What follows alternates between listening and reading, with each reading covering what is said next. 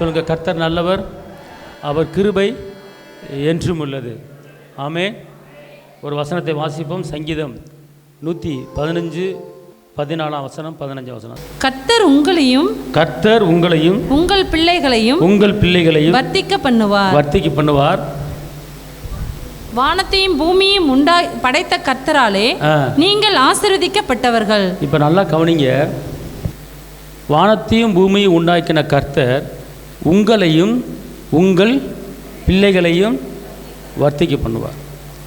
இது பைபிளில் சொல்லப்பட்ட ஒரு வாக்குத்தத்தமான ஒரு வார்த்தை. இந்த வசனத்தை திருப்பி சொல்லுங்க எல்லாரும்.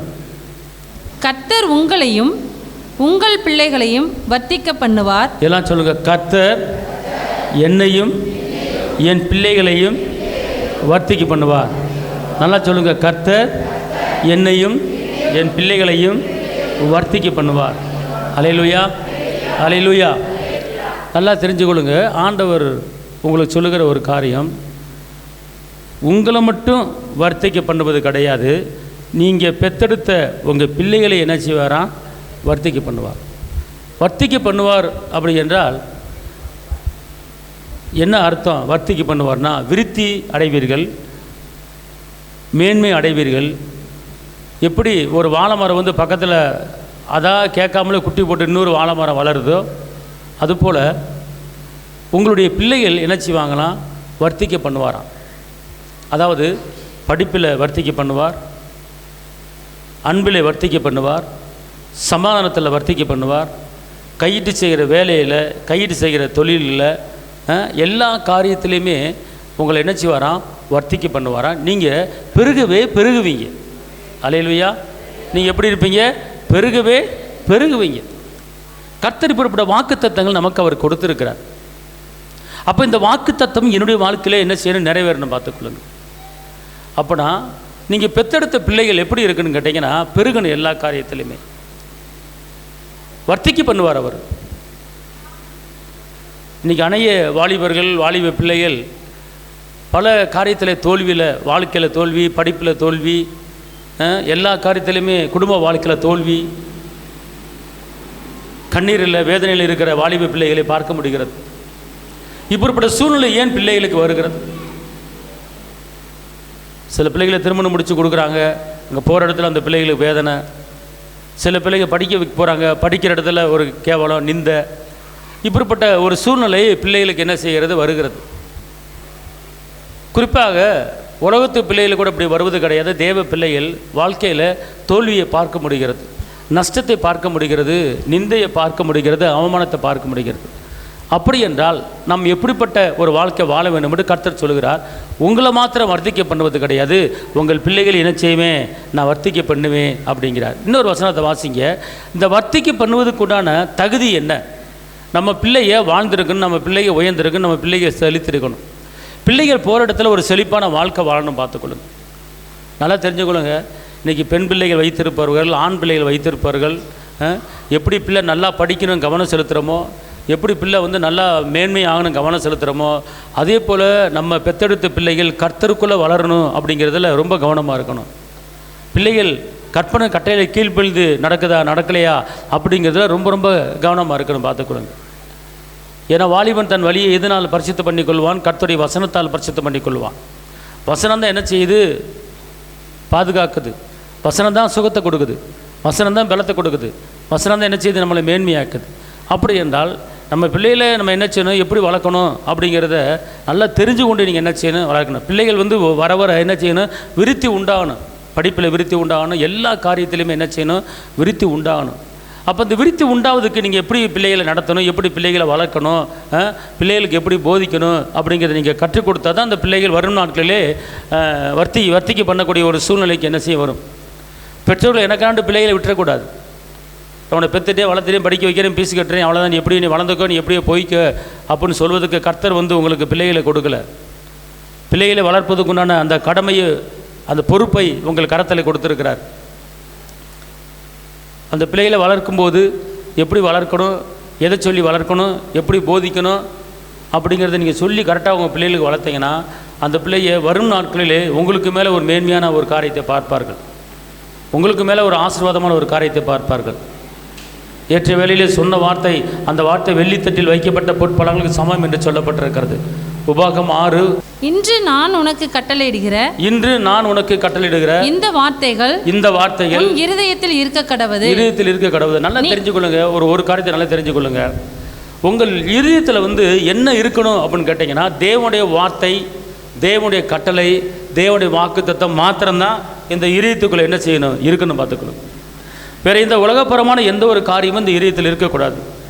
வாழ்க்கை முன்னேறுவதற்கு, வாழ்க்கை உயர்வதற்கு, பிள்ளைகள் சுகமான வாழ்க்கை, சந்தோஷமான வாழ்க்கை, சமாதானமான வாழ்க்கை, உயர்வான வாழ்க்கை, மேன்மையான வாழ்க்கை உங்கள் பிள்ளைகள் நீங்களும் வாழ வேண்டும் என்றால் உங்கள் இதயத்துக்குள்ளே, உங்கள் இதயத்தில் கட்டளை இருக்கணும், வாக்குத்தத்தம் இருக்கணும்.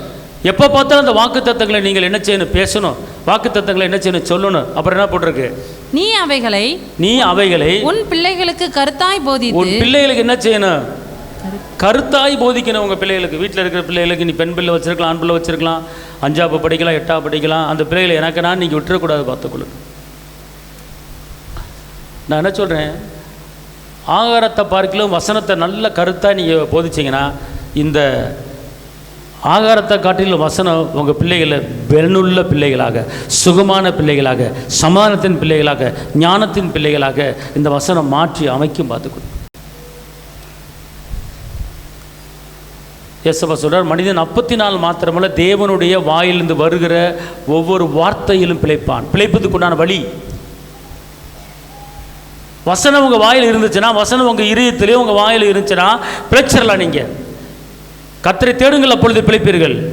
வார்த்தை உங்கள் உள்ளத்தில் இருந்தால் உங்களுக்கு ஒரு பிழைப்பு உண்டாயிரும். பிழைக்கிறதுக்கு வழி இல்லைன்னு சொல்லவே முடியாது. தேவனுடைய வார்த்தை உங்கள் வாயில் இருக்கணும். சின்ன பிள்ளைங்க படிக்கிற பிள்ளைங்க இருக்கும் போது நீங்கள் என்ன செய்யணும், பிள்ளைகளுக்கு வார்த்தையை கருத்தாக போதிக்கணும். அந்தந்த சமயத்துக்கேற்ற வசனத்தை நீங்கள் சொல்லிக் கொடுக்கணும்.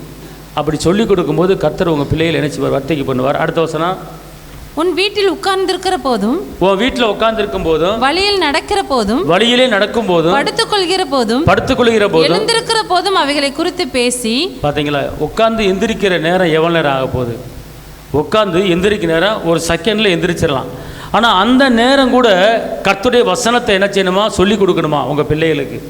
உட்கார்ந்துருக்கும் போது சொல்லிக் கொடுக்கணும், படுத்திருக்கும் போது சொல்லிக் கொடுக்கணும், எந்திரிக்கும் போது சொல்லிக் கொடுக்கணும், வழியிலே நடக்கும்போது சொல்லிக் கொடுக்கணும். இப்படி சொல்லிக் கொடுக்கும்போது இந்த வசனங்கள் உங்கள் பிள்ளைகள் உள்ளத்தில் உட்கார்ந்து உங்கள் பிள்ளைகள் காண்டாம் மிருகத்துக்குண்டான ஒத்த பலத்தோடு வாழ முடியும். எப்படி உலகப்பரமான காரியங்களை அங்கே போய் இங்கே போய் அதை சொல்கிறீங்க, அதை காட்டிலும் வார்த்தைகளை உங்கள் பிள்ளைகளை கருத்தாய் போதிக்கணும் பார்த்துக்கணும். நீ வீட்டில் சும்மா இருக்கும்போது பிள்ளைகள் வசனத்தை எடுத்து படிக்க வச்சு நல்லா ஒரு துதிச்சு நல்லா ஆராதிச்சு கர்த்தரை என்ன செய்ய நீங்கள் மகிமைப்படுத்தணும் பார்த்துக்கொள்ளுங்க. ஆனால் கர்த்தரை துதிக்காமல் இங்கே ஒரு வசனத்தை வாசிங்க, சங்கீதம் 115:17. மரித்தவர்களும் மௌனத்தில் இறங்குகிற அனைவரும் கர்த்தரை துதியார்கள். மரித்தவர்களும் மௌனத்தில் இறங்குகிற அனைவரும் என்ன செய்ய மாட்டாங்க, கர்த்தரை என்ன செய்ய மாட்டாங்க. இதுக்கு என்ன அர்த்தம்னு கேட்டால், ரட்சிக்கப்பட்டு அபிஷேகம் பெற்று இயேசுவை சொந்த இரட்சகராக ஏற்றுக்கொண்டு கர்த்தருக்கு செலுத்த வேண்டிய மகிமையை, கர்த்தருக்கு செலுத்த வேண்டிய நன்றியை, கர்த்தருக்கு செலுத்த வேண்டிய துதியை நீங்கள் செலுத்தாமல் இருக்கும்போது கர்த்தர் சொல்கிறாரு, நீங்கள் மரித்தவர்களாய் மாறுகிறீர்கள். கர்த்தரை யாரெல்லாம் துதிக்காமல் இருக்காங்களோ, கர்த்தரை யாரெல்லாம் ஆராதிக்காமல் இருக்கிறார்களோ அவர்கள் மரித்தவர்களுக்கு சமம். இந்த ஜனத்தை எனக்கென்று ஏற்படுத்தின இவர்களின் துதியை சொல்லி வருவார்கள். ஏன் என்றால், துதிக்கும் போது, ஸ்தோத்தரிக்கும் போது, ஆராதிக்கும் போது கட்டுகள் கலரும், வேதனைகள் மறையும், நெருக்கங்கள் மாறும். அதுக்கு தான் கர்த்தர் துதிக்க சொல்றார், அதுக்கு தான் கர்த்தர் ஆராதிக்க சொல்றாரு, அதுக்கு தான் கர்த்தர் நம்மளை என்ன செய்றாரு, ஸ்தோத்திரத்தை அதிகமாக ஏறிடு, துதி அதிகமாக ஏறிடு அப்படிங்கிறார். தெசலோனிக்கே சபைக்கு பவுல் சொல்றாரு, எல்லாவற்றிலும் எந்த நேரத்திலும் எந்த சமயத்திலும் நீங்கள் கர்த்தருக்கு ஸ்தோத்திரத்தை ஏறிடுங்கள்னு சொல்றார். துக்கம் வந்தாலும், துயரம் வந்தாலும், வேதனை வந்தாலும், சந்தோஷம் வந்தாலும், சமாதானம் வந்தாலும், எப்போ பார்த்தாலும் கர்த்தரை நீங்கள் ஸ்தோத்திரம் பண்ணி கொண்டே இருங்கள். ஏன்னா அந்த ஸ்தோத்திரத்தினாலே உங்களுக்கு கிருபை பெருகி கொண்டே போகும், அந்த ஸ்தோத்திரத்தினாலே உங்களுக்கு விசுவாசம் பெருகி கொண்டே போகும். அதுக்கு தான் கர்த்தரை குடும்பமாக ஆராதிக்க முடியும், குடும்பமாக துதிக்க முடியும், குடும்பமாக கர்த்தரை மையப்படுத்த முடியும். கர்த்தருடைய ஆவியானவர் சொல்கிறார். எப்படிப்பட்ட ஒரு வார்த்தையை நம்ம குடும்பத்தில் பேசணும், எப்படிப்பட்ட காரியத்தை பிள்ளைகளுக்கு சொல்லணும் கேட்டால், நீ உட்கார்ந்து இருக்கும் போது எந்திரிக்கும் போது இந்த வார்த்தையை குறித்து உன் பிள்ளைகளுக்கு பேசுங்கிறார். நீ நடக்கும்போது உன் பிள்ளைகளுக்கு பேசு அப்படிங்கிறார். நீ படுத்துக்கொண்டு இருக்கும்போது உன் பிள்ளைகளுக்கு சொல்லு அப்படிங்கிறார். அப்படி என்றால் உங்கள் குடும்பத்தில் விவரித்து பேசுங்க கர்த்தருடைய வார்த்தையை. கர்த்தருடைய அற்புதங்களை விவரித்து பேசுங்கள். கர்த்தருடைய அதிசயத்தை விவரித்து பேசுங்கள். அது உங்கள் பிள்ளைகளுக்கு சொல்லிக் கொடுக்க உங்கள் பிள்ளைகள் அதை இதயத்தில் வைக்க உங்கள் பிள்ளைகள் அதை தியானிக்க உங்கள் பிள்ளைகளுக்கு சாலமோனுக்கு உண்டான ஞானத்தின் வல்லமை அந்த பிள்ளைகளுக்கு என்ன செய்யும்? அது கடந்து வந்துடும். ஆமென் சொல்லுங்கள். அல்லேலூயா, அல்லேலூயா. இப்போ வளர்கிற பிள்ளைகளை பார்க்கும்போது ஒரு நல்ல ஒரு பலத்தோடு நல்ல ஒரு திரகார்த்தமாக இருக்கிற பிள்ளைகளை பார்க்க முடிய மாட்டேங்குது. அந்த காலத்தில் வெறும் பழைய சோறு ஊறுகாய் தான் கொடுத்து வளர்த்தாங்க எங்களை. ஒரு குடும்பத்தில் 7 பிள்ளை 8 பிள்ளைங்க இருப்பாங்க. பழைய சோறு ஊறுகாய், காலையில் பழைய சோறு ஒரு ஊறுகாய், மத்தியானம் பழைய சோறு ஊறுகாய், அவ்வளோதான். ஆனால் பாருங்கள், விறகு கட்டையை தலையில் வச்சு சுமந்துட்டு போவோம். அது மாத்திரம் பெரிய சட்டியில் தண்ணியை ஊற்றி, ஒரு அண்டாவில் தண்ணியை ஊற்றி, பானையில் தண்ணி ஊற்றி சுமந்துட்டு அங்கே கொண்டு இறக்க பண்ணுவாங்க. ஒரு பானை இவ்வளோ பெரிய பானையை தூக்கி வச்சுக்கிட்டு தண்ணியை போய் இறக்குவோம். ஹார்லிக்ஸு, போன்விட்டா, மற்ற சத்து மாவு கித்து மாவு அதெல்லாம் கொடுக்க கிடையாது. சத்து மாவுன்னா என்னன்னே தெரியாது. ஹார்லிக்ஸ்னால் என்னன்னே தெரியாது. பழத்தை நறுக்கி ஆப்பிள் நறுக்கி இந்த ஒரு பீஸ் தின்றாமாக்கா அப்படின்னு சொல்லி ஊட்டுறீங்க. ஆனால் ஊட்டினாலும் திங்க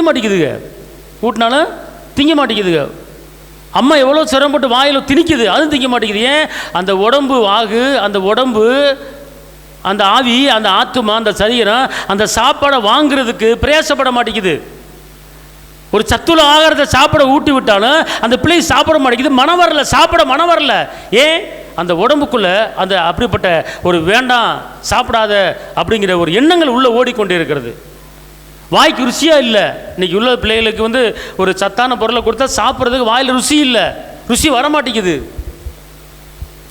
ஆனால் அந்த காலத்தில் ஒரு சட்டி நிறைய வெறும் பழைய சோத்தை அரிசி புல்கட்டு கட்டினாங்க, நல்லா இருக்கிறாங்க பிள்ளைய. ஆனால் இந்த காலத்து பிள்ளை பாருங்கள், ஊட்டுறான். நான் என்ன சொல்கிறேன், ஃபஸ்ட்டு வசனத்தை என்ன செய்யுங்க, நீங்கள் ஊட்டுங்க, வார்த்தையை ஊட்டுங்க. எப்படி ஊட்டணும் அப்படின்னு கேட்டால், படுத்து கொண்டு இருக்கும்போதும் ஊட்டுங்க, உட்காந்து எந்திரிக்கும் போதும் ஊட்டுங்க, வழியில் ஒரு கடைக்கு போனாலும் அந்த நேரத்தில் கூட அந்த வசனத்தை நீங்கள் சொல்லுங்கள். அந்த வசனம் சொல்லும்போது அந்த வசனம் உங்கள் பிள்ளையை உள்ளத்தில் கிரியை செய்யும். பார்த்துக்கொள்ளுங்க. அந்த வசனம் கிரியை செஞ்சு உங்கள் பிள்ளைகளை வாழ வைக்கும். நீங்கள் பட்ட கஷ்டம், நீங்கள் பட்ட நெருக்க, நீங்கள் பட்ட நிந்த உங்கள் சந்ததி, உங்கள் பிள்ளைகள் படாது. உங்கள் பிள்ளைகள் மலை மேல் இருக்கிற பட்டணமில் உயர்ந்திருப்பாங்க. நீதிமான் எப்படி பணமரத்தை போல செலுத்தவங்க வளர்ந்தானோ அதே போல் உங்கள் பிள்ளைகள் வளர்வதை நீங்கள் பார்ப்பீங்க. இப்போ இருந்தே கருத்தாக உங்கள் பிள்ளைகளுக்கு வசனத்தை ஊட்டினீங்கன்னா, கருத்தாக நீங்கள் கர்த்தரை துதிச்சிங்கன்னா, கர்த்தா தேவனை ஆராதிச்சிங்கன்னா, கர்த்தா தேவனை மையப்படுத்திங்கன்னா, கர்த்தா தேவனுக்கு முக்கியத்துவம் கொடுத்தீங்கன்னா, கர்த்தர் உங்கள் பிள்ளைகளை ஆட்டோமேட்டிக்காக அவர் மேலே உயர்த்தி கொண்டு வருவார். நீங்கள் உயர்த்த வேண்டிய அவசியம் இல்லை. கர்த்தர் உங்கள் சந்ததி உயர பண்ணுவார். அவர் வாக்குத்தத்தத்தை உங்க பிள்ளைகளுக்கு அவர் நிறைவேற்றுவார். இன்னைக்கு பிள்ளைகளை குறித்து அநேக பெற்றோர்கள் கவலை. நீங்க தாய்மார்களுக்கு கேட்டா புருஷனை பத்தி கவலை இல்லை, புருஷனை கெடுக்கெடு போட்டோம். ஆனா பிள்ளைகளை குறித்து கவலை. ஏன்? பிள்ளை மேல ஒரு கவனம். பிள்ளை படிக்க மாட்டேங்குது, பிள்ளை வளர மாட்டேங்குது, பிள்ளை சாப்பிட மாட்டேங்குது. நான் என்ன சொல்றேன் தெரியுமா? எது சரியில்லாத சரி பண்ணுமோ ஒன்னே ஒண்ணுதான், தேவனுடைய வசனம் மட்டும்தான் சரி பண்ணும். பரிசுத்தம் இல்லாத பிள்ளைகளை பரிசுத்தப்படுத்தக்கூடிய ஒரு வசனம் தேவனுடைய வார்த்தை. சங்கீதம் 119 சொல்லப்பட்டிருக்கிறது, வாலிபன் தன் வழியை எதனால் பரிசுத்தம் பண்ணி கொள்வான் என்று கேட்டால், வேற எந்த உலகத்தில் இருக்கிற எந்த வார்த்தையும் கிடையாது, எந்த விஞ்ஞானி வார்த்தையும் கிடையாது. தேவனுடைய வார்த்தை மட்டும்தான் ஒரு மனிதனை பரிசுத்தப்படுத்த முடியும். தேவனுடைய வார்த்தையை மாத்திரம்தான் ஒரு பிள்ளையை வளர்க்க முடியும். ஒரு பியூரா, ஒரு உத்தமனா, கீழ்ப்படிதல் உள்ள பிள்ளையாக வளர்க்கிறதுக்கு உண்டான ஒரு வழி தேவனுடைய வார்த்தை. அல்லேலூயா, அல்லேலூயா. அதுக்கு தான் அந்த உபமானத்தில் சொல்லப்பட்டிருக்கு, வசனத்தை பிள்ளைகளுக்கு கருத்தாய் போதிங்க. பிள்ளைகளை வசனங்களை சொல்ல வைங்க. அடிக்கடி பிள்ளைகளை சொல்லுங்க, காண்டாமிருகத்துக்குண்டான பலன் எனக்கு இருக்கிறது சொல்லு அப்படின்னு சொல்ல வைங்க. திருமண வாழ வயதை பெற்றுக்கொள்வேன் சொல்லுன்னு சொல்ல வைங்க. இயேசுவின் தழும்புகளால் என் உறுப்புகள் சுகமாக இருக்கிறது சொல்ல வைங்க. என் தலை முதல் கால் வரை காண்டாமிருகத்துக்குண்டான வல்லமை பலன் எனக்கு இருக்கிறது சொல்ல வைங்க. நான் உன்னதமானவரை மறைவிலே மறைந்திருக்கிறேன், சர்வ வள நிலையில் தங்குறேன் என்று நீங்கள் பிள்ளைகளை சொல்ல வைங்க. உங்கள் வீட்டில் நீங்களும் சேர்ந்து சொல்லுங்கள், பிள்ளைகளை சேர்ந்து சொல்லுங்கள், அறிக்கை பண்ணுங்கள். அந்த அறிக்கை உங்களை வளர வைக்கும். இப்போ இல்லை, ஏற்ற வேலை என்று ஒன்று வரும் பார்த்துக்கொள்ளுங்க.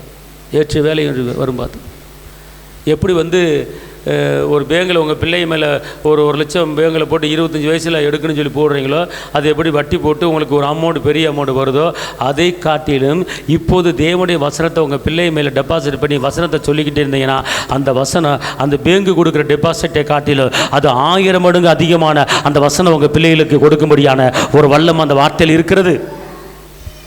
வார்த்தை கிரியை செய்யும். நீ சேர்த்து வைக்காமலே கர்த்தர் வந்து அந்த நேரத்தில் ஒரு பிள்ளைக்கு உண்டான எல்லா காரியங்களையும் பொறுப்படுத்திக் கொள்வார். அதுக்கு தான் சிறு பிள்ளைகளை என்ன செய்யுங்க, கர்த்தத்தை வரவிடுங்கள் என்று சொல்லப்பட்டிருக்கிறது. இப்போ விபிசி எடுத்து நீங்கள் வந்து என்ன பண்ணீங்க, பிள்ளைகளை மனப்பாடம் பண்ணி ஒப்பிக்க வச்சீங்க, அந்த வசனம் வந்து அந்த பிள்ளை உள்ளத்தில் இருக்கும். அது வந்து என்ன செய்யாது, மாறாது. இன்னொரு வசனத்தை வாசிங்க, 1 சாமுவேல் 2:26. சாமுவேல் என்னும் பிள்ளையாண்டனோ பெரியவனாக வளர்ந்து கர்த்தருக்கும் மனுஷருக்கும் பிரியமாக நடந்து கொண்டான். சாமுவேல் பெரியவனை வளர்ந்த பிற்பாடு, எல்லாம் கவனிங்க, சாமுவேல் பெரியவனை வளர்ந்த பிற்பாடு கர்த்தருக்கும், திருப்பி சொல்லுங்க, சாமுவேல் கர்த்தருக்கும் மனுஷருக்கும். இன்னைக்கு நீங்க வளர்க்கிற பிள்ளைய கர்த்தருக்கு பிரியமான பிள்ளைகளா இருக்கணும். மாத்திரமல்ல, இந்த பூமியில் இந்த உலகத்தில் வாழுகிற எல்லா மனிதர்களும் உங்கள் பிள்ளை மேலே பிரியப்படணும். ஒன்று கர்த்தர் பிரியப்படணும், 2 அக்கம் பக்கத்தில் இருக்கிறவர்கள், மனிதர்கள், உங்களுக்கு தெரிந்தவர்கள், சொந்தங்கள், உறவுகள், அவங்க வந்து உங்கள் பிள்ளையை பார்த்து பிரியப்படணும். ஏன்னு கேட்டால், ஏன் பிரியப்படுறாங்க? இந்த பிள்ளை தேவ பிரசனத்தில் இருக்குது, இந்த பிள்ளை தேவ வசனத்தில் நிரம்பி இருக்குது, இந்த பிள்ளை நல்லா படிக்குது, இந்த பிள்ளை நல்ல ஒரு மேன்மையை கொண்டு வருது அப்படின்னு சொல்லி அந்த பிள்ளைய மேலே என்ன செய்வாங்க, பிரியப்படுவாங்க. அந்த பிள்ளைய மேலே என்ன செய்வாங்க, பிரியப்படுவாங்க. இப்போ நீங்கள் ஸ்கூலில் படிக்கிற பிள்ளை வந்து ஃபஸ்ட் ரேங்க் வாங்கிருச்சு, நல்ல மார்க் எடுச்சுன்னா அந்த பிள்ளைய டீச்சரை கூப்பிட்டு என்ன செய்வாங்க, கட்டி பிடிச்சிருவாங்க. வாச்செல்லாம் என்ன செல்லம் அப்படின்வாங்க. ஆனால் மக்கு தெரிய ஃபெயிலான பிள்ளைய பே பே பே பே பே பே தள்ளிப்போ அங்கிட்டு போ அப்படின்னு சொல்லுவாங்க டீச்சரு. அப்போ எந்த பிள்ளையை கர்த்தர் பிரியமாக கூப்பிட்றாருன்னு கேட்டால், நல்லா படித்து முன்னுக்கு வர பிள்ளைய பிரியமாக என்ன செய்வாங்க, கூப்பிடுவாங்க. அப்போ நல்லா படிக்கிறதுக்கு என்ன வேணும், ஞானம் வேணும். அந்த ஞானம் எங்கே இருக்குது, கர்த்தர்கிட்ட இருக்குது. ஒரு ஞானத்தில் குறைவாக இருந்தால் என்னிடத்துல கேட்க கடவன். அப்போ நான் குழந்தையிலே என்ன செய்யுங்க, நிறைய பேர் குழந்தைய வளர்க்குறீங்க, அல்லேலூயா சொல்லு அப்படின்னு சொல்ல வைக்கிறீங்க, நல்லது. ஆனால் வசனத்தில் என்ன செய்யுங்க, பிள்ளைகள் என்ன செய்யுங்க, வளருங்க. இந்த சாமுவேல் என்ன பண்ணார்னா, அவர் எப்படி நல்ல பேர் எடுத்தாருன்னு கேட்டிங்கன்னா, கர்த்தரிடம் நல்ல பேர் எடுத்தார். ஃபஸ்ட்டு வந்து கர்த்தரிடத்தில் என்ன பண்ணார், நல்ல பேர் எடுத்தார். கர்த்தர் வந்து சாமுவேல் பிரியா இருந்தார். 2வது மனிதர் மேலே என்ன செஞ்சாங்க, பிரியமாக இருந்தாங்க. அந்த வசனத்தை திருப்பி சொல்லுங்க பார்ப்போம். சாமுவேல் என்னும் பிள்ளையாண்டனோ, சாமுவேல் என்ற பிள்ளையாண்டானோ பெரியவனாக வளர்ந்து கர்த்தருக்கும் மனுஷருக்கும் பிரியமாக நடந்து கொண்டார். கர்த்தருக்கும் மனுஷருக்கு என்ன செஞ்சார், எப்படி நடந்தார், பிரியமாய் நடந்து கொண்டார், பாசமாய் நடந்து கொண்டார், அன்பாய் நடந்து கொண்டார். எதிர்த்து பேச மாட்டார், கோவப்பட மாட்டார், உற்சமாக இருப்பார், தைரியமாக இருப்பார், சுகமானா இருப்பார், பலவானா இருப்பார், கர்த்தரை தேடுவார், கர்த்தரை ஆராய்ப்பார், கர்த்தரிடத்தில் பேசுவார். கர்த்தரிடத்தில் பேசுகிறனால தான் எல்லா மக்களுக்கு மத்தியில் ஒரு பிரியம் உண்டாகுது. இன்னைக்கு கர்த்தர் சிறு பிள்ளைகள் மத்தியில் பேசுகிறார். ஏலிகிட்ட பேசலை, சாமுவேல்கிட்ட பேசுகிறார். சாமுவேலே சாமுவேலேன்னு கூப்பிடுறாரு. இன்னைக்கு நம்ம வளர்க்குற பிள்ளைய கர்த்தரிடத்தில் பேசுகிற பிள்ளைகளாக இருக்கு. ஏலி கதையை, ஏலி குடும்பத்து கதையை சாமுவேல்கிட்ட பேசுகிறாரு கர்த்தர். நீ போய் சொல்லு அப்படிங்கிறார். எவ்வளோ ஒரு கிருபை பெற்ற சாமுவேல், எவ்வளோ பெரிய தேவனத்தில் உறவாடுகிற ஒரு வல்லமை பெற்ற ஒரு சாமுவேல். காரணம் அவர் எப்படி இருந்தார்னா, 1 சாமுவேல் 2:21. அப்படியே கர்த்தர் அன்னாளை கடாட்சித்தார். அவள் கற்பந்தரித்து 3 குமாரரையும் 2 குமாரத்திகளையும் பெற்றாள். சாமுவேல் என்னும் பிள்ளையாண்டன் கர்த்தருடைய சந்நிதியில் வளர்ந்தான். இப்ப கவனிங்க, இந்த சாமுவேலை பெற்றெடுத்து பிற்பாடு அண்ணா நம்ம 3 பிள்ளைகளை பெற்றாங்க. அந்த 3 பிள்ளைகள் பேர் என்ன, அந்த 3 பிள்ளைகள் எப்படி வளர்ந்தாங்க, அந்த 3 பிள்ளைகள் எங்கே இருந்தாங்க, எங்கே போனாங்கங்கிறது விவரம் தெரியல. ஆனால் இந்த சாமுவேல் கர்த்தர் சந்நிதியில் வளர்ந்தார் என்று சொல்லப்பட்டிருக்கிறது.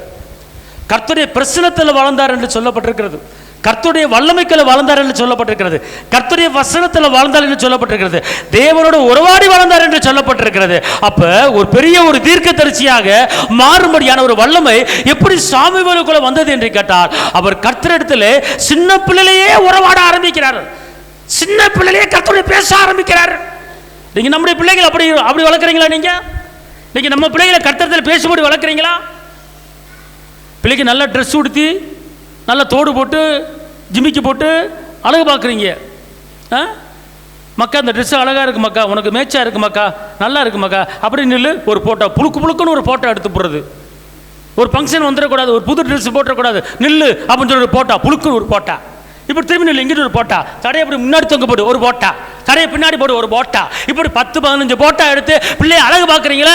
அந்த அழகு பார்க்குற பிள்ளை கர்த்தருக்குள்ள இருக்கிறதா, வசனத்துக்குள்ள இருக்கிறதா, துதியில இருக்கிறதா, கர்த்தரை மையப்படுத்துற பிள்ளையா இருக்கிறதா? அப்படிப்பட்ட பிள்ளையா நீங்க வளர்த்தீங்கன்னா உங்க பிள்ளை உங்களை காட்டில ஞானவான அறிவான உங்களை பாதுகாக்கிற பிள்ளையாக கடைசி காலத்தில் உங்களுக்கு கஞ்சி ஊத்துற பிள்ளைகளாக மாறுமே தவிர வேற எந்த கெட்டு போகாது உங்க பிள்ளைய.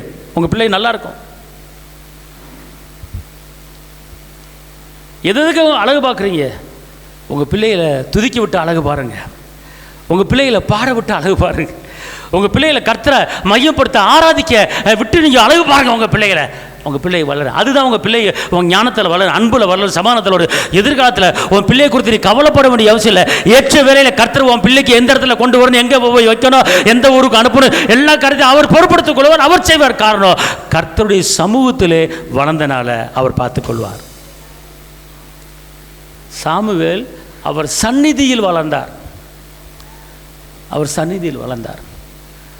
ஆனால் அண்ணால் அவன் மீதி 3 பிள்ளைகள் எப்படி வளர்த்து போடலை. ஆனால் இந்த சந்நிதியில் வளர்த்தனால ஒரு பெரிய ஒரு ராஜாக்களுக்கு தீர்க்க தரிசனம் சொல்லும்படி, சவுலுக்கு தீர்க்க தரிசனம் சொல்லும்படி, சவுலை ராஜாவாக அபிஷேகம் பண்ணும்படி, சவுலுக்கு ஆலோசனை கொடுக்கும்படி, ஒரு ராஜாங்க அரண்மனைக்குள்ள போய் இதை செய் இதை செய்யாது என்று ஆலோசனை கொடுக்கும்படி ஒரு உயர்ந்த ஒரு தீர்க்கதரிசியாக மாற்றின கர்த்தர் அந்த சாமுவேலை, அதே போல நீங்க பெத்தெடுத்த உங்க பிள்ளைகளையும் கர்த்தர் ஒரு பெரிய அரண்மனைக்குள்ள போக முடியாது, ஒரு பெரிய தீர்க்கதரிசியாக மாற்ற வேண்டும், மாற்றணும். சும்மா இதை வந்த போன இருந்து நல்லா படித்தேன் வச்சேன் பேருக்கு முன்னால BA MA அப்படின்னு போகிற பெரிய காரியம் கிடையாது. அது உலகத்துக்கு. ஆனால் பரலோகத்துக்கு உங்கள் பிள்ளைய ஒரு சாட்சியான ஒரு வாழ்க்கை வாழணும். பார்த்து அதுதான் வசனத்தை என்ன செய்ய பிள்ளைக்கு சொல்லுங்கள். காலையில் சொல்ல வைங்க, மத்தியானம் சொல்ல வைங்க, படுக்கும்போது சொல்ல வைங்க. எத்தனை அற்புதங்கள் இருக்கிறது, எத்தனை அதிசயங்கள் இருக்கிறது. அந்த பிள்ளைகளுக்கு நீங்கள் கருத்தை நீங்கள் போதிக்கும்போது அந்த பிள்ளை என்ன செய்ய அழகாக பேசும். 1 சாமுவேல் 3:19 சாமுவேல் வளர்ந்தான், கர்த்தர் அவனுடனே கூட இருந்தார். சாமுவேல் கர்த்தர் அவனோடு கூட இருந்தார். இன்னைக்கு வாலிப பிள்ளைய திருமணம் முடிச்சு போகிற இடத்துல சுகமாக இருக்கும், கர்த்தர் கூட இருக்கிறாரு. உங்கள் பிள்ளைங்க போகும்போது வரும்போது எந்த ஆபத்து இல்லாமல் எந்த பிரச்சனையும் வரும், கர்த்தர் கூட இருக்கிறார். உங்கள் பிள்ளைய பழகிற பழக்க வழக்கத்தை பிள்ளைங்க மூலமாக எந்த பிரச்சனையும் வராது. காரணம் கர்த்தர் கூட இருக்கிறார். அவர் நடக்க வேண்டிய வழியை காட்டுறார். கூட இருந்தார்னா அவர் ஆலோசனை கொடுத்து நடத்துவார். கூட இருந்தார்னா இந்த உலகத்து முடிவு பறிந்த சகல நாட்களும் கர்த்தர் உங்கள் கூட இணைச்சிவார் இருப்பார். உங்கள் கூட இருப்பது மாத்திரமல்லாமல் பிள்ளைகள் மத்தியிலும் கடந்து வரார். இந்த நாட்களிலே பிள்ளைகளை வளர்ப்பதில் தாய்மார்கள் தகப்பன்மார்கள் ரொம்ப ரொம்ப கவனமாக இருங்க. ரொம்ப கவனமாக இருங்க. ஏன்னா கர்த்தர் கொடுத்த பிள்ளை, நான் பெற்றதுன்னு பெருமை பாராட்டக்கூடாது. கற்பத்திங்கனி அவர் தான், அவர் சுதந்திரம். அவர் கொடுக்கலன்னா உங்களுக்கு பிள்ளை கிடையாது. அப்போ அவர் கொடுத்த பிள்ளையை நீங்கள் எப்படி வளர்க்கணும்? ஞானமாக வளர்க்குறீங்களா, சமாதானமாக வளர்க்குறீங்களா, கர்த்தருக்கு ஒரு சாட்சியுள்ள வாழ்க்கையை வளரும்படி வளர்க்குறீங்களா, அல்லது உங்கள் பிள்ளை உங்களுக்கு தெரியும் உலகப்பரமான வாழ்க்கை வாழ்ந்து கொண்டு இருக்கிறதா? சொல்லுங்க பாப்போம். உங்கள் பிள்ளைய எழுமணும், பிரகாசிக்கணும். இன்னொரு வசனத்தை நீங்கள் வாசிங்க, நியாயாதிபதி 13:24. பின்பு அந்த ஸ்திரீ ஒரு குமாரனை பெற்று அவனுக்கு சிம்சோன் என்று பெயரிட்டாள். அந்த பிள்ளை வளர்ந்தது, கர்த்தர் அவனை ஆசீர்வதித்தார். அந்த பிள்ளை என்ன செஞ்சிச்சு? வளர்ந்தது, கர்த்தர் அவனை ஆசீர்வதித்தார். வளரணும், ஆசீர்வாதமாக இருக்கணும். ஒரு காரியத்தை நல்லா தெரிஞ்சுக்கொள்ளுங்க. உங்கள் பிள்ளை 8th படிக்குதா, 9th வளரணும், ஒரு ஆசீர்வாதம் கூட இருக்கணும். 9th முடிக்குதா, 10th போதா, அதோடு கூட ஒரு ஆசீர்வாதம் கூட இருக்கணும். 10th போதா, +1 போதா, இன்னொரு கூட ஆசீர்வாதம் ஒன்று வரணும். அல்லது +2 போதா, அதாவது வளர வளர ஒரு பிளெஸ்ஸிங் உங்கள் பின்னால் வந்துக்கிட்டே இருக்கணும், ஒரு ஆசீர்வாதம் உங்கள் பின்னால் வந்துக்கிட்டே இருக்கணும். உன் குடும்பம் செழிப்பாகணும், உன் பிள்ளை மூலமாக குடும்பம் வளரணும். அப்போ வளரணும், ஆசீர்வாதம் என்ன அர்த்தம்? உங்களுக்கு உண்டான தேவைகள் சந்திக்கப்படணும். உங்களுக்கு உண்டான தேவைகள் சந்திக்கப்படணும். நீங்கள் கீழே ஆக மாட்டேங்க, மேலே ஆவீங்க, வாழ ஆக மாட்டேங்க, தலையாவீங்க. அதனால் உங்கள் பிள்ளைகளுக்கு இப்போ நிறையா பிள்ளைய அபிஷேகம் பெறாமல் இருக்கிறாங்க, அந்நிய பாஷை பேசாமல் இருக்கிறாங்க. ஒரு வசனத்தை வாசிங்க, லூக்கா 1:15. அவன் கர்த்தருக்கு முன்பாக பெரியவனாய் இருப்பான், திராட்சரசமும் மதுவும் குடியான், தன் தாயின் வயிற்றில் இருக்கும் போதே பரிசுத்த ஆவியினால் நிரப்பப்பட்டிருப்பான். அல்லேலூயா. எப்படிப்பட்ட பிள்ளை பாருங்க. இப்படிப்பட்ட பிள்ளை வந்து நமக்கு இருந்துச்சுன்னா அவன் மதுவும் குடிக்க மாட்டானா, எந்த தப்பு தண்டை பண்ண மாட்டானா, வயிற்றுக்குள்ளேயே பரிசுத்த ஆவியில் நிரம்புற ஒரு பிள்ளை யோவான். கர்த்தர் வந்து ஏற்கனவே பிள்ளை பிறக்கிறதுக்கு முன்னமே அந்த பிள்ளை எப்படி இருக்குன்னு வெளிப்படுத்துகிறார். இன்றைக்கி வந்து உங்களுடைய பிள்ளைகளை குறித்து நீங்கள் ஏசப்பாட்ட கேட்கலாம்.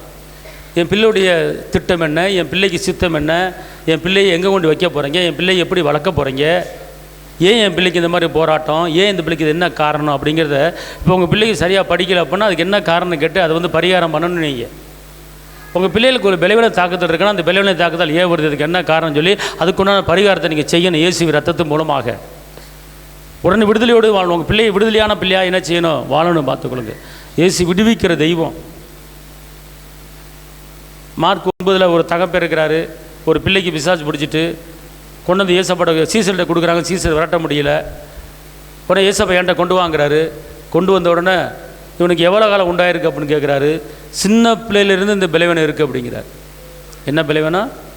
சின்ன பிள்ளையிலேருந்து வாலிப வயது வரைக்கும் அந்த பலவீனத்துக்கு செலவு பண்ணி அந்த பலவீனத்தை தாங்கி அந்த பிள்ளையை வளர்த்துருக்கிறார்.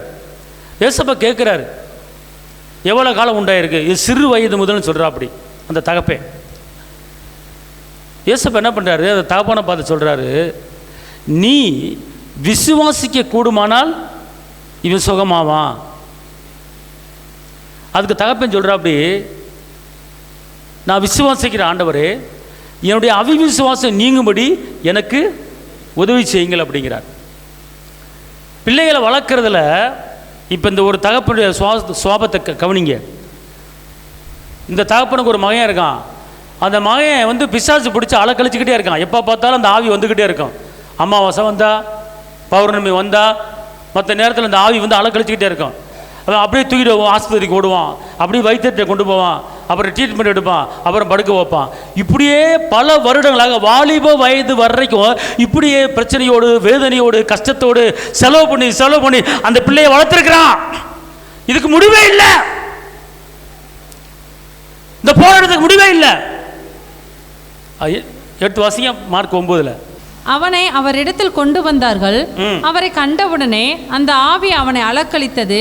அவன் தரையிலே விழுந்த நுரை தள்ளி புரண்டான். அவர் அவனுடைய தகப்பனை நோக்கி, இது இவனுக்கு உண்டாகி எவ்வளவு காலமாயிற்று என்று கேட்டார். அதற்கு அவன், சிறு வயது முதற்கொண்டே உண்டாகி இருக்கிறது. ஒரு தகப்பன் சொல்ற ஸ்டேட்மெண்ட் பார்த்தீங்களா? ஒரு பிள்ளைக்கு ஒரு பலவீன தாக்குதல் வந்திருக்குன்னா சின்ன வயசுலேருந்து இருந்துகிட்டு இருக்குன்னு சொல்கிறா அப்படி. இவனை கொல்லும்படிக்கு அது அநேகம் தரம் தீயிலும் தண்ணீரிலும் தள்ளிற்று. நீர் ஏதாகிலும் செய்யக்கூடுமானால் எங்கள் மேல் மனதிறங்கி எங்களுக்கு உதவி செய்ய வேண்டும் என்றான். இப்போ ஏசப்பாட்ட அவன் முன்ன போய்க்கிறான், இந்த பிள்ளை குணமாகணும், இந்த பிள்ளை நல்லா இருக்கணும், எனக்கு என் மேலே மன இறங்குங்க, என் மேலே இறக்க வைங்க, ரொம்ப கஷ்டப்பட்டுக்கிட்டு இருக்கான், சின்ன பிள்ளைலேருந்து இந்த பலவீனத்தை தாங்கிட்டு இருக்கான் அப்படின்னு சொல்கிறார் ஏசப்பா.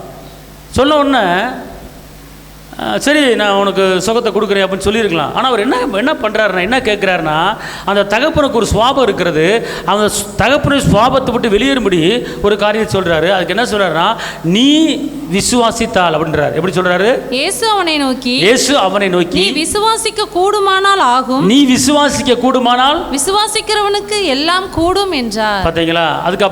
அதுக்கு அந்த அப்பா என்ன சொல்கிறாரு? உடனே பிள்ளையின் தகப்பன், விசுவாசிக்கிறேன் ஆண்டவரே, என் அவிசுவாசம் நீங்கும்படி உதவி செய்யும் என்று கண்ணீரோடு சத்தமிட்டு பார்த்தீங்களா? இதுலேருந்து என்ன தெரியுது? சின்ன பிள்ளையிலேருந்து அந்த பிள்ளையை வளர்க்கும் போது ஒரு விசுவாசம் இல்லாத வாழ்க்கை தான் வாழ்ந்துருக்கிறார் அந்த அப்பைக்காரன். பிள்ளை சுகமாகணுங்கிற விசுவாசம் இல்லை, பிள்ளை ஞானமாக வளரணும் விசுவாசம் இல்லை, பிள்ளை நல்லா எலும்பணுங்கிற விசுவாசம் இல்லை, அவிவிசுவாசத்தோடு தான் இந்த பிள்ளையை வளர்த்துக்கிட்டே வந்திருக்கிறார் அப்பைக்காரன். ஆனால் இயேசு வந்து அவர் வந்து என்ன குறை இருக்கோ அந்த குறையை நிவர்த்தி பண்ணிவிட்டு தான் அந்த பிள்ளையை சுகத்தை கொடுக்குறாரு. பார்த்துக்கொள்ளுங்க. அப்படின்னா ஏன் நீ சுகத்தை பெற்றுக்கொள்ள முடியல? ஏன் உன் பிள்ளை வாழ்க்கையில் ஒரு மேன்மை இல்லை? ஏன் பிள்ளை வாழ்க்கையில் ஒரு சுகம் இல்லை? ஏன் பிள்ளை வாழ்க்கையில் முன்னேற்றம் இல்லை அப்படின்னு கேட்டால் இங்கே குறை இருக்கு, அப்பன்ட்ட குறை இருக்கு. அப்பாட்ட சொல்கிறாரு, நீ விசுவாசிக்க கூடுமானா உன் பிள்ளை குணமாவான் அப்படிங்கிறார். உடனே அப்பா சொல்கிறார், நான் இதுவரை தப்பு பண்ணிட்டு இதுவரை அவிவிசுவாசமாக தான் நான் வாழ்ந்துருக்கிறேன், ஆனால் இனிமேல் நான் விசுவாசம் வாழ்கிறேன், என்னுடைய விசுவாசம் வர்த்திக்க பண்ணுங்க ஆண்டவரே. அவன் என்ன சொல்கிறான் அப்படி பாருங்க, சொல்லுங்க அவன் என்ன சொல்கிறான் பாருங்க.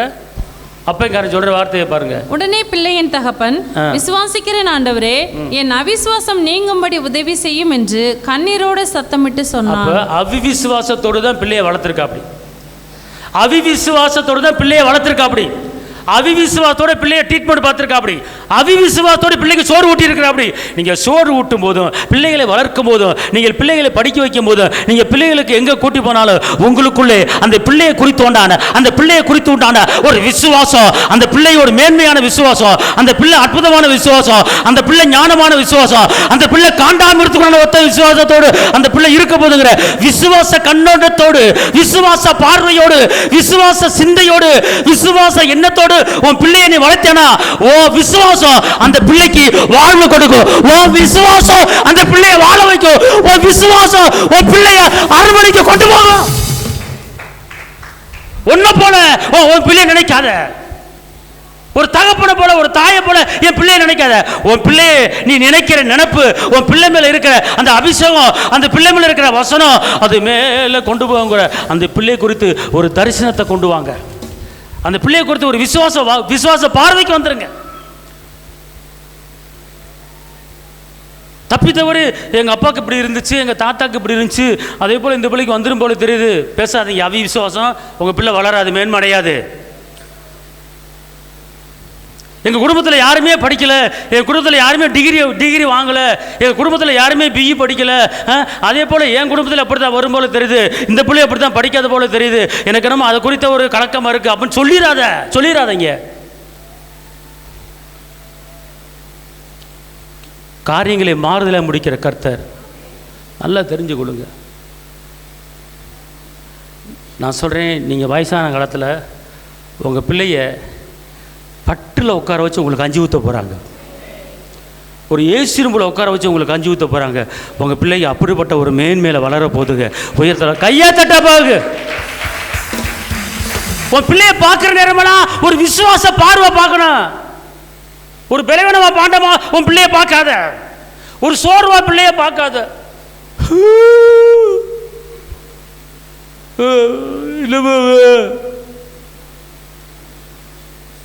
உன் பிள்ளைய பார்க்கும்போது நீ எலும்ப போற மக்கா, நீ பிரகாசிக்க போகிற மக்கா, நீ வெளிச்சம் கொடுக்க போகிற மக்கா, நீ ஜாதிகளை சொந்தமாகிற மக்கா, என்னை காட்டி நம்ம குடும்பத்திலே நம்ம பரம்பரை இல்லாத ஒரு படிப்பு நீ படிக்க போகிற தெரியுமா? நீ நடந்து வந்தேன்னா ஒரு மகாராணிமே நடப்ப மக்கா, அப்படிப்பட்ட காரியத்தை கர்த்தர் உன்னை கொண்டு வர போகிறேன், அப்படி தான் உன்னை பார்க்குறேன் மக்கா. அப்பங்காரி இப்படி பிள்ளையை பார்த்து பேசணும், அம்மாக்காரி இப்படி பிள்ளையை பார்த்து பேசணும். பார்த்து உன்னால எனக்கு பெரிய தலையில், உங்கள் அப்பனும் சரியில்லை, நீயும் சரியில்லை, எப்படி தான் உன்னை வளர்த்து ஆளாக்க போட்டு ஒன்றுமே இப்படி சோறு போட்டு சாப்பிட்டு தொலை, என்ன செய்ய, திருண்டு பட்டு தூங்கு போ. வார்த்தை தொலைறதுக்காக கர்த்தர் உனக்கு கொடுத்துருக்கிற பிள்ளைய போய் தொலை. அல்லேலூயா. உங்கள் பிள்ளை விசுவாசம் வளர்த்தீங்கன்னா அதாங்க சொத்து. நான் என்ன சொல்கிறேன் தெரியுமா? உங்கள் பிள்ளை பேரில் நான் மாதம் 10,000 போடுறேன், 1000 போடுறேன், டெபாசிட் பண்ணி வைக்கிறேன், 1000 என் பிள்ளைக்கு இன்சூரன்ஸ் பண்ணி வச்சுருக்கிறேன், நீ பண்ணிக்க, தப்பு இல்லை. ஆனால் அதை காட்டிலும் உங்கள் பிள்ளைகளை வாக்குத்தத்தங்களை கொடுத்து விசுவாச கண்ணோட்டத்தோடு நீங்கள் பார்த்து பாருங்கள். நீ சேர்த்து வச்சதை காட்டிலும் 1000 மடங்கு பரலோக கஜானா உன் பிள்ளைக்கு ஏற்ற வேலையில் திறக்கப்படுங்க. பரலோக கஜானா உன் பிள்ளைக்காக ஏற்ற வேலையில் திறக்கப்படும். உன் பிள்ளை எப்போ திருமண வயது வருதோ அப்போ நீ சேர்த்து வச்ச காசுலாம் தேவையில்லையா? நீ சின்ன சேர்த்து அதெல்லாம் கர்த்தர் அங்கே பரலோகத்தில் உன் பிள்ளைக்கு சேர்த்து வச்சுட்டாரு. அது இரும்பு தாழ்பால் முறிப்பாரு, வெண்கல கதவை உடைப்பாரு, உன் பிள்ளைக்காக பொக்கிஷங்களை திறந்து விடுவார் கர்த்தர். அப்படிப்பட்ட பிள்ளைகளை கர்த்தர் உனக்கு கொடுத்துருக்கிறாரா? உன் பிள்ளைகளை பார்க்க பார்வை. உன் பிள்ளை ஊழியக்காரன் ஆகணும் விரும்புறியா? ஊழியக்காரனா விசுவாசமா பாரு. உன் பிள்ளை ஐஏஎஸ் படிக்கணுமா? ஐஏஎஸ் விசுவாசமா பாரு. உன் பிள்ளை காலேஜ் லெக்சர் ஆகணுமா? லெக்சரா உன் பிள்ளைய பாரு. பார்க்குற பார்வை 5 வயசுலேயே உன் பிள்ளைய பார்த்துரு லெக்சரா, 10 வயசுலேயே உன் பிள்ளைய டாக்டரா பார்த்துரு, 8 வயசுலேயே உன் பிள்ளைய பியா பார்த்துரு. நீ பார்த்தபடியே, நீ கேட்டபடியே, நீ விசுவாசத்தபடியே உன் பிள்ளை எழும்புறத உன் 2 கண்டு பார்க்கும். இதுதான் கர்த்தர் சொல்லுகிற வார்த்தை. உன் பிள்ளைய மட்டகரமா பார்க்காத, உன் பிள்ளைய தாழ்வா பார்க்காத, உன் பிள்ளைய சோர்வா பார்க்காத, உன் பிள்ளை அசதியா பார்க்காத. உன் பிள்ளை மலை மேல இருக்கிற பட்டணம் போல அண்ணாந்து பார்க்க முடியும். உன் பிள்ளைய கர்த்தர் வைக்க போறாரு. அப்படி உன் விசுவாசம் உனக்குள்ள வளரணும். அப்பதான் உன் சந்ததி ஒளிவு மர கண்டிப்புல வளர்ந்திருக்க வாக்கு தத்துவம் குடும்பத்தில் நிறைவேறும். நீ பிள்ளைகளின் சமானத்தை நீ பார்ப்பா. இந்த வாக்கு தத்துவம் குடும்பத்தில் நிறைவேறும். உன் சந்ததி வெளியே புறப்பட்டு போய் கொளுத்த கன்றுக்குள்ள வளரும். இந்த வாக்கு தத்துவம் குடும்பத்தில் நிறைவேறும். ஐயோ, என் புருஷனுக்கு சரியான வேலை இல்லையே, இந்த வருமானத்தில் குடும்பத்தை எப்படி நடத்துறது, இந்த வருமானத்தை எப்படி பிள்ளைகளை படிக்க வைக்கிறது, அந்த படி படிக்க வைக்க முடியாது, இந்த படி படிக்க வைக்க முடியாது, அந்த கவலையே படாத. உனக்கு ஆகாரம், சாப்பாடு தேவனுடைய வசனம். சாமுவேல் அரண்மனைக்குள்ள போய் சவுல அபிஷேகம் பண்ணுகிற ஒரு கிருபை. ஏன்னு கேட்டால் அவருடைய சந்நிதியில் அவர் வளர்ந்தார், வார்த்தையில் அவர் வளர்ந்தார், அவர் கட்டுப்பாட்டுக்குள்ளே வளர்ந்தார். புரியுதுங்களா? அதனால் நீங்கள் உங்கள் பிள்ளை இருக்குன்னா, ஒரு பொம்பளை பிள்ளை இருக்கா, ஒரு ஆண் பிள்ளை இருக்கா, அந்த பிள்ளையை பார்க்குற பார்வை அப்படியே ஒரு அந்த நீ என்ன விசுவாசி பார்க்குறியோ அப்படியே பார்த்துக்கிட்டே இரு. அந்த வாக்குத்தத்தை சொல்லிக்கிட்டே இரு. காசு இல்லையே, சொத்து இல்லையே, நகை இல்லையே, நட்டு இல்லையே, ஃபீஸ் கட்ட முடியாது, அது கட்ட முடியாது, இது கட்ட முடியாது, அதெல்லாம் சொல்லக்கூடாது. அதெல்லாம் யெகோவா ஈரே எல்லாம் பார்த்து கொள்வார். ஆமென், அல்லேலூயா. அப்போ லூக்கா 1:15 அவர் ஆவியில் என்ன செஞ்சார்? அப்படிப்பட்ட ஒரு வளர்ப்பு பார்த்துக்கொள்ளுங்க. யோவான்ல இன்னொரு வசனத்தை வாசிங்க.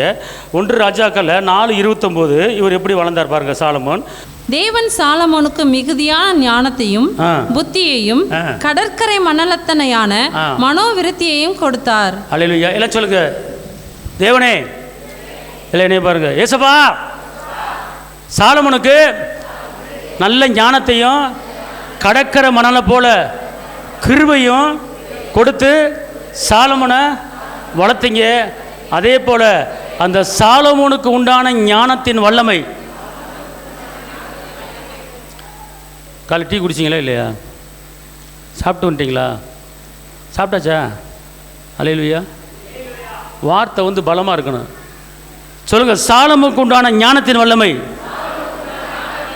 என் பிள்ளைக்கு கடந்து வருவதாக. என் பிள்ளை சாலமோனின் ஞானத்தின் வல்லமை இறங்கும்படி சொல்லுகிறேன். அல்லேலூயா.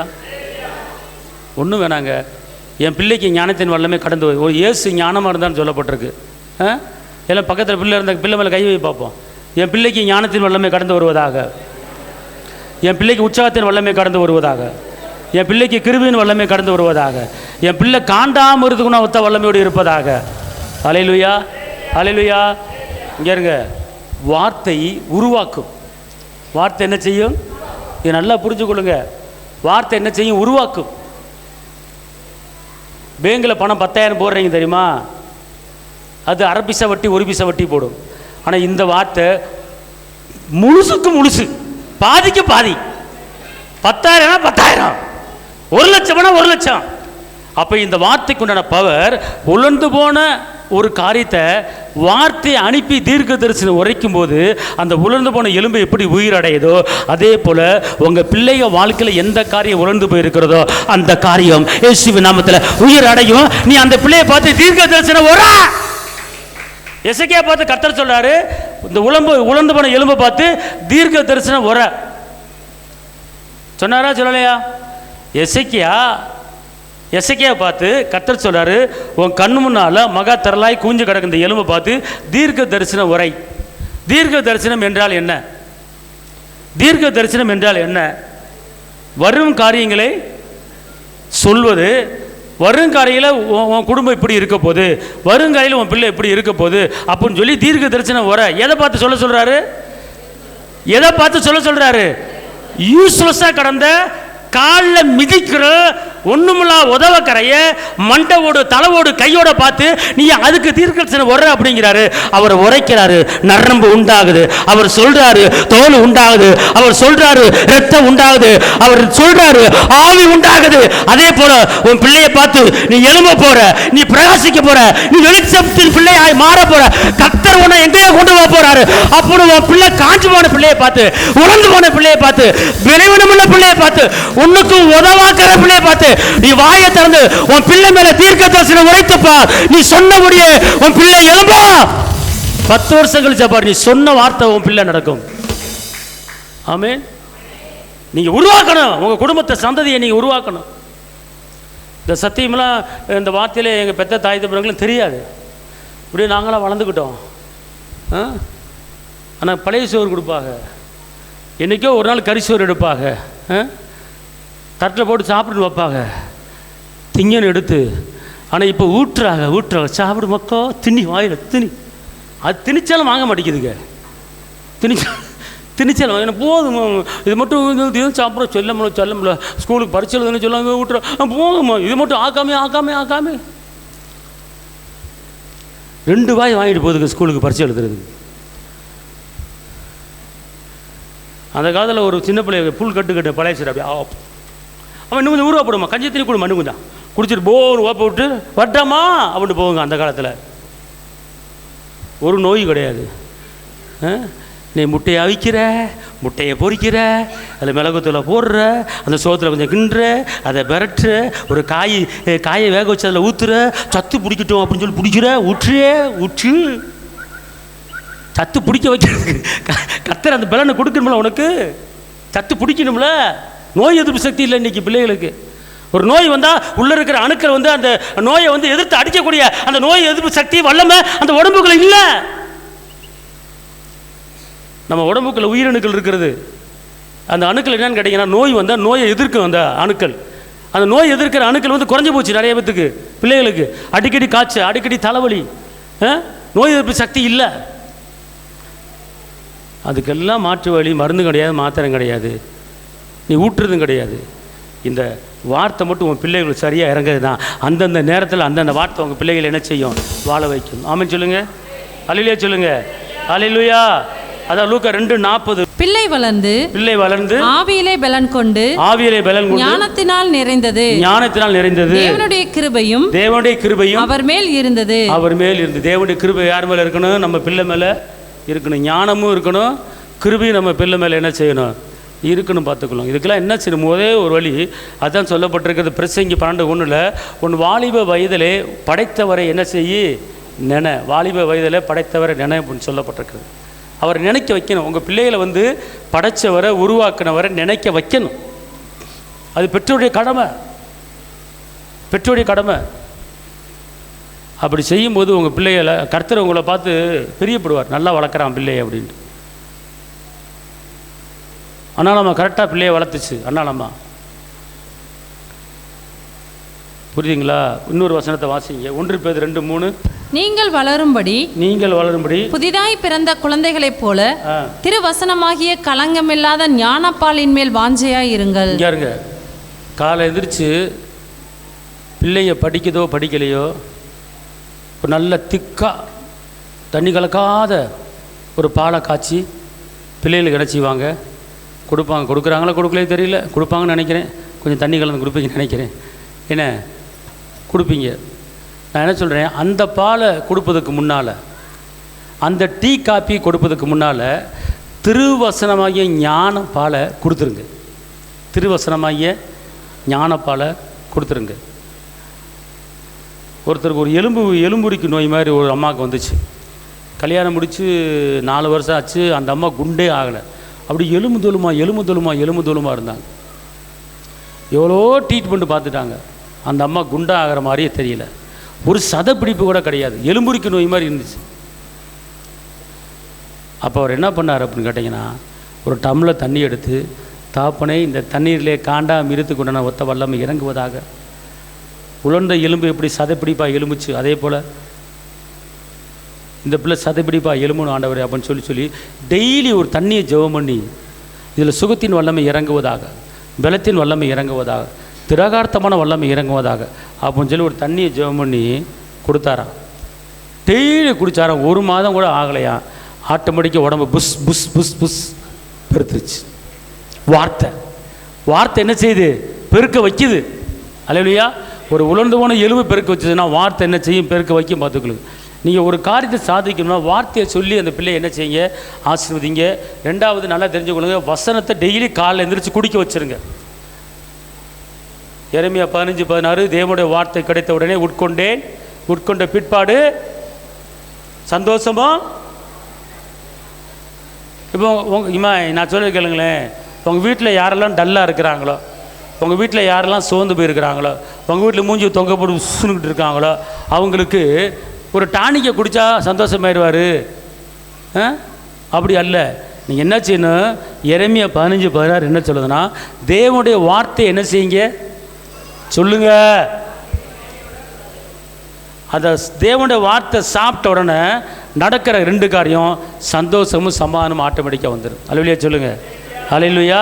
2 தீமோத்தேயு 3:15 கிறிஸ்து இயேசுவை பற்றும் விசுவாசத்தினாலே உன்னை ரட்சிப்புக்கேற்ற ஞானமுள்ளவனாக்கத்தக்க பரிசுத்த வேத எழுத்துக்களை நீ சிறு வயது முதல் அறிந்தவன் என்றும் உனக்கு தெரியும். அப்ப பரிசுத்தமுள்ள ஞான எழுத்துக்களை சிறு வயது முதல் நீ என்ன செய்யணுமா? அறிஞ்சிருக்கணுமா? ஸ்கூலில் பாடம் படிக்கிற அந்த பாடத்தை காட்டிலும் முதல்ல கர்த்தருடைய வாக்குத்தத்தங்களை சிறு வயது முதல் அறிஞ்சிருக்கணும். எப்படி தெரிஞ்சு அறிஞ்சிருக்க? உங்கள் பிள்ளை வந்து சிறு வயதில் கர்த்தருடைய வாக்குத்தத்தை அதான் அந்த வசனம் சொல்லுகிறத பார்த்துக்கொள்ளுங்க. 2 தீமோத்தேயுக்கு பவுலடிகள் சொல்கிறார், பார்த்துக்கொள்ளுங்க. சிறு வயது முதல் நீ வசனத்தை என்ன செய்யணும்? கற்றுக்கொண்டு இருக்கணும். சிறு வயது முதல் கர்த்தர் வசனத்தில் என்ன செய்யணும்?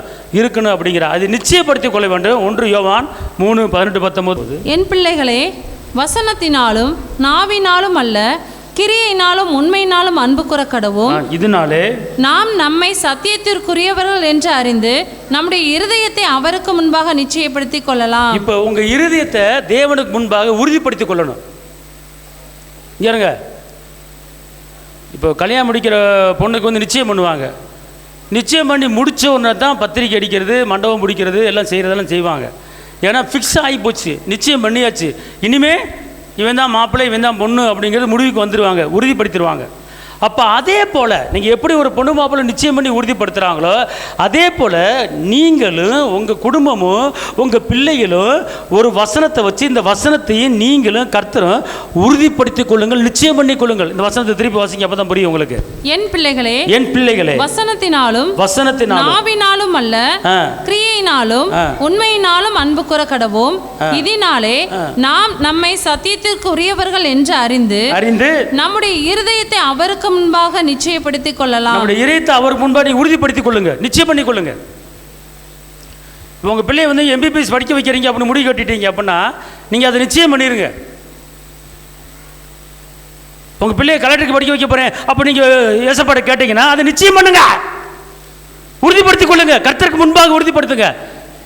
நிச்சயம் பண்ணிட்டீங்கன்னா கண்டிப்பான முறையில் திருமண காரியம் நடக்கும். அதே போல் உங்கள் பிள்ளைகளுக்கு நீங்கள் ஒரு வாக்கு தத்தத்தை வச்சு நீங்கள் நிச்சயம் பண்ணிடுங்க, ஒரு வார்த்தையை வச்சு நிச்சயம் பண்ணுங்க. என் பிள்ளை இப்படி வரப்போகுதுன்னு சொல்லி ஒரு உறுதி பண்ணிட்டங்க. பிள்ளை மேலே நிச்சயம் பண்ணாமல் இந்த வாழ்க்கை வாழாதீங்க. உங்கள் பிள்ளைகளை குறித்து ஒரு தரிசனம், உங்கள் பிள்ளைகளுக்கு ஒரு நிச்சயத்தை பண்ணுங்க. சில பேர் 6 மாதத்துக்கு முன்னாலே நிச்சயம் பண்ணிடுவாங்க, சில பேர் 1 வருஷத்துக்கு முன்னாடி நிச்சயம் பண்ணிடுவாங்க. நான் சொல்கிறேன், இப்போவே உங்கள் பிள்ளைக்கு நிச்சயம் பண்ணிடுங்க. என்னடா நிச்சயம் பண்ண சொல்கிறேன் அப்படின்னு நினைக்கிறீங்களா? எதை நிச்சயம் பண்ண சொல்கிறேன்? வாழ்க்கையை நிச்சயம் பண்ண சொல்கிறேன். வாழ்க்கை புரியுதா? நீங்கள் போய் இப்போயே பொண்ணு மாப்பிள்ளை பார்க்க சொல்கிறேன் நினச்சிடறேன். அந்த நிச்சயத்தை சொல்ல உங்கள் பிள்ளைய வாழ்க்கையை நிச்சயம் பண்ணுங்க. உங்கள் பிள்ளை வாழ்க்கையை நிச்சயம் பண்ணி உறுதிப்படுத்துங்க. அப்போனா இதை சாப்பிட்றேன் வளர்றேன் அப்படி அல்ல. உன் பிள்ளைக்கு நிச்சயம், என் பிள்ளை இந்த மாதிரி ஒரு பொசிஷனில் வரப்போகுது, என் பிள்ளை இந்த மாதிரி ஒரு ரேஞ்சுக்கு வரப்போகுது, என் பிள்ளை இந்த மாதிரி ஒரு வேலையை பார்க்க போகுது, என் பிள்ளை இந்த மாதிரி இடத்துக்கு போக போகுது அப்படின்னு சொல்லி ஒரு திட்டம் போட்டு உங்கள் பிள்ளைகளை வச்சு ஒரு உறுதி பிரமாணம் பண்ணிட்டீங்கன்னா அதுக்கு பேர் தான் நிச்சயம். அதான் இந்த வசனம் சொல்லுது, உறுதிப்படுத்திக் கொள்ளுங்கன்னு சொல்லுது. இந்த வசனத்தை நல்லா கவனிங்க, திருப்படிமா அந்த வசனத்தை. 1 யோவான் 3:18-19 என் பிள்ளைகளே, வசனத்தினாலும் நாவினாலும் அல்ல, கிரியையினாலும் வசனத்தினாலும் அல்ல, நாவினாலும் அல்ல, கிரியையினாலே. கிரியை என்னது? சொல்றது மாத்திரமல்ல, பேசுறது மாத்திரமல்ல, அது கிரியில நீங்க என்ன செய்யணும்? காட்டணும். இப்போ சில பேர் என் கணவர் இல்லாமல் நான் கிடையாது, என் கணவரை நான் ரொம்ப நேசிக்கிறேன் அப்படின்னு சொல்லுவாங்க. அந்த நேசிக்கிறேன்னு சொல்றத கிரியில் என்ன செய்யணும்? காட்டணும். அப்போனா அவரை உபசரிக்கணும், அவர் மேலே அன்பு வைக்கணும், அவரை உட்காந்து சாப்பாடு போடணும், அன்பு காட்டணும். அதுக்கு ஒரு கிரியை. என் கணவரை நேசிக்கணும்னு சொல்லிட்டு நேசிக்க எனக்கு நான் கண்டுக்காம விட்டுட்டீங்கன்னா ஒரு பிரச்சனை கிடையாது, கிரியை கிடையாது, செத்த கிரியை. புரியுதுங்களா உங்களுக்கு? அதை நாவினால் பேசுவது மாத்திரமல்லாமல், வசனத்தை சொல்லுவது மாத்திரமல்லாமல், அதை நீங்கள் கிரியில் என்ன செய்யணும்? காட்டணும். அப்புறம் என்ன போட்டிருக்கு? இதனாலே நாம் நம்மை சத்தியத்திற்குரியவர்கள் என்று அறிந்து நம்முடைய இருதயத்தை அவருக்கு முன்பாக நிச்சயப்படுத்திக் கொள்ளலாம். அல்லேலூயா, அல்லேலூயா சொல்லுங்க. அல்லேலூயா. நம்முடைய இருதயத்தை அவருக்கு முன்பாக நிச்சயப்படுத்தி கொள்ளணும். ஒரு காரியத்தை என்ன செய்யுங்க, நீங்களும் உங்கள் பிள்ளைகளும் எதிர்காலத்தை குறித்து உங்கள் பிள்ளைகள் என்ன செய்யுங்க, நிச்சயப்படுத்தி கொள்ளுங்க. இதுதான் ஒரு விசுவாசம். உங்கள் பிள்ளைகளை நீங்கள் வளர்க்குறது விசுவாசமாக வளர்க்கணும். அந்த அந்த ஒரு பிசாச்சு பிடிச்ச ஒரு தாப்பையை வளர்த்தான் பாருங்க, சிறு வயதிலிருந்தே போராட்டத்தை சந்திச்சுட்டே வந்துக்கிட்டு இருக்கான். ஏன் அந்த போராட்டம்? விசுவாசம் இல்லாதனால போராட்டம். விசுவாசித்தால் போராட்டம் போயிருக்கு. ஏசப்பா சுகத்தை தருவார், ஏசப்பா பலன் தருவார், கண்டிப்பாக அற்புதம் நடக்குங்கிற அந்த விசுவாசம் உங்களுக்குள்ளே இருந்துச்சுன்னா கண்டிப்பாக உங்கள் பிள்ளைங்க மேனியாங்க.